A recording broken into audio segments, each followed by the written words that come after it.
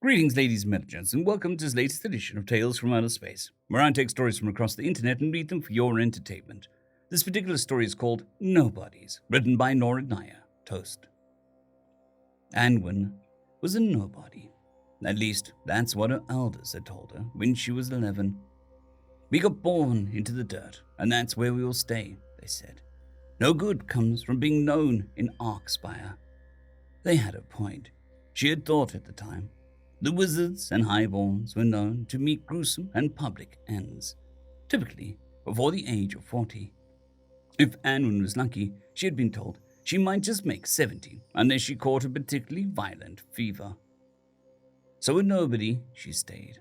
By day, she helped her mother make loaves out of the flour they had stolen from the nearest unguarded wagon. By night, she learned to read by candlelight, using second-hand newspapers that proclaimed the various achievements of Arkspire. When she was 15, someone pointed at what she was reading and said, "Ain't it weird how we get some new leader every couple years? Tower of theirs is cursed, I'm telling you. They're always dying to some stupid magic." After that, she scoured every paper she stole for signs of a curse. She found nothing. When she was 17, a wizard from Arkspire's great tower descended on her town and scoured the population for magical aptitude. She was a nobody, of course, so they found no trace of magic on her. But what they did find was quite unusual. She was a sensor. With some training, she could detect magic intuitively, and what type it was, with a range of around a kilometer. She had never heard of such a thing. Couldn't all wizards detect magic? It only dawned on her why the various magical assassinations of leaders were successful 2 days after she had been invited to work in the tower. Anwen stayed a nobody in the tower. The highborn shunned her, the wizards refused to admit her into their ranks. Whoever had discovered her aptitude died mysteriously the same day she had been brought there. She tried to explain the situation once or twice, but the wizards laughed at her and said there was no such thing. "Don't waste our time," they cried. Magic can only be detected with magic. So she accepted her station. She knew that no good came from associating with wizards, and besides, her job as a cook paid well enough. What she did find, however, was gossip. Truth within lies within truth abounded. She became apt at discerning between hyperbole and sincerity from something as simple as a change of pitch in her voice. She heard strange stories of a sickness amongst the wizards and highborn. It was either inflicted on themselves, on each other through jealousy, through some terrible dark pact, or by one of the many enemy neighboring countries. The story changed each week. She could not discern the truth when gossipers themselves knew little. One day, she was surprised to find no other than the latest leader's son skulking around the kitchens. Tyval was magically disguised to seem older than his years, but she, not realizing her abilities there to see through illusions, addressed him by his real name. He yanked her into an alcove and threatened her. She replied that he'd get more burned than his food if he ever touched her again. After that, the two had a healthy respect for each other. 6 months later, he pulled her back into that alcove for a different reason entirely. Anwen was a nobody to everybody but Tyval. He realized her strange ability and trained her in secret, in the dead of night, in the remotest corners of the tower. She used it to evade the patrols of wizards to see him more often. Perhaps it was frivolous to waste her ability this way. She had thought once or twice, but in the end, she did not care. She was content with her life and saw no reason to make herself known. She also knew that whatever was happening between her and Tyval could not last. He was a highborn wizard. She had been born into dirt. Such things never ended well for either person. Yet he cared not where she came from. He laughed when he gave her a book and she struggled to read it. Then he gave her a dictionary stolen from a library, teaching her more words than she'd ever seen in newspapers. He tugged at her hair, commenting on how frizzy it was. Yet in the dark of night, he whispered that it was beautiful. Anwen smirked at his inability to cook. Then she taught him to bake bread as he'd stood disguised in her kitchen. One night, she snuck into Tyval's bedchambers proper. She was almost knocked unconscious by the power of the magic surrounding her. On every conceivable surface, there were amulets upon amulets of all shapes and sizes.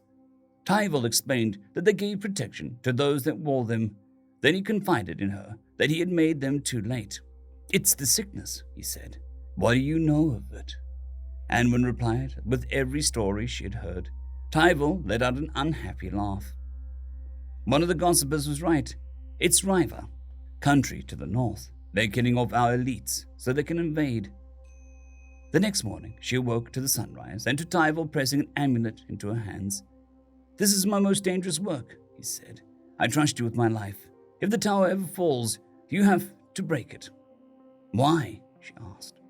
"The sickness is worse than I said before. My father died last month, and nobody left can replace him. Riva can't take our secrets. They'll burn the world with their stolen knowledge." Before she left his bedchambers, he held her close and told her that he would love her forever. Anwen was a nobody in the midst of war. She cooked and cleaned for all her waking hours. Keeping the tower fed and maintained was hard work, but critical. But bread did not sustain a place under the siege, and eventually Riva's armies broke in. She was in the kitchens when it happened. She ran for the staircase as she felt alien magic from Riven's wizards break the main gate. It was only by this reason she survived. Seconds later, the kitchens and the rest of the basement were eviscerated with fire. She ran for minutes that felt like hours, taking those staircases least tainted by Riven magic. She heard the screams of the dying, the whoosh of fire, and the clashing of swords. It all dulled to the background noise as she thought of Tyval. Eventually, she made it to the top of the tower, and she burst into Tyval's bedchambers. He lay on his side on the floor, bleeding profusely from a sword gash to the thigh. His attacker lay dead nearby. They were burned beyond recognition. He looked up at her with love and terror. "Anwen, please. The amulet. I can't reach it." She nodded and ran for where she detected the magic stashed under a false floorboard. Then she ran to the door and barred the way in. She could already hear the sounds of battle echoing down the corridor. Tyval was sluggish, though conscious. She tore his bedsheets in two and bandaged him as best she could before putting him into a sitting position. She felt no magic within him. It had all been used up in the fight. She sat next to him and held him close. "I'm sorry," she said. "I knew we'd never last. I didn't think of you because you both died." Tywin smiled. "We've not long left. Wait until they come through the door. We'll get a few minutes that way." So the two held each other and said no words. There were none needed. That they were with each other was enough. Eventually, there was hammering on the door, followed by the wooden beams around it cracking. Tyval looked at Anwen with pure love in his eyes. "You know what to do," he said. "And you were never a nobody. Not to me." "I am who I am," she whispered to him. "And that's all I will ever be." Guess that was enough. With that, she threw the amulet onto the ground, then closed her eyes right as the door burst open. There was a smile beaming on her tear-stricken face, even as the amulet shattered, instantly erasing the tower and every single person within it from existence. Then she blinked, and then she stood on the empty ground with Tyval. His face was a picture of excitement. "What? How?" she asked. "I lied," he said breathlessly, producing an amulet from his pocket. "I concealed my magic with this. I changed the magic in your amulet to spare us, just us. We were the last two in the tower alive, who weren't Riven."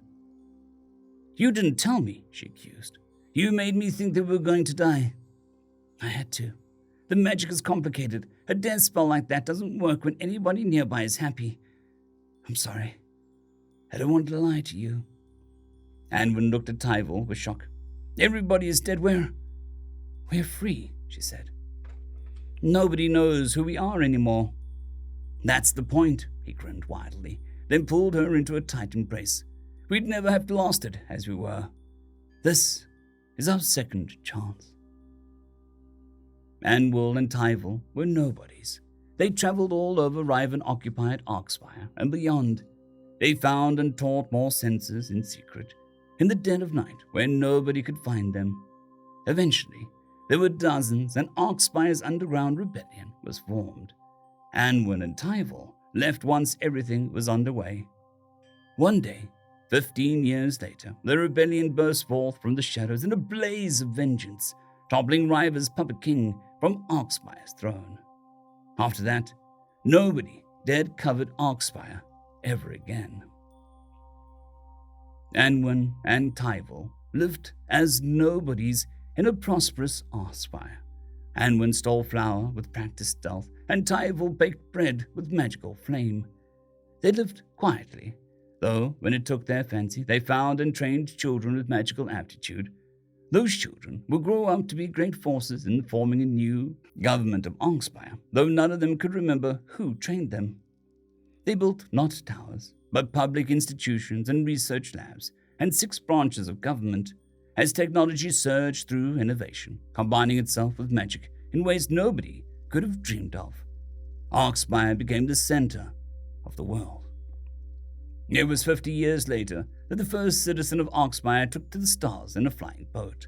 It comprised of nanobot-shielded hull, oxygen-preserving magic, and steering guided by a strange new thinking machine. Anwen and Tyval died as nobodies in the Orcspire, which spanned 3 worlds and 6 moons. Both lived far beyond the 70 years Arwen had once been told to expect. They lived a simple life, cooking for taverns in various towns across Orcspire's moon colonies. They were remembered by no one, and their names were lost to history. Yet, that was all they had ever wanted. End of story.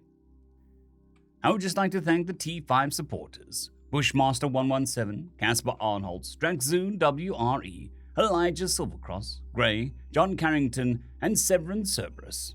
Thank you very much.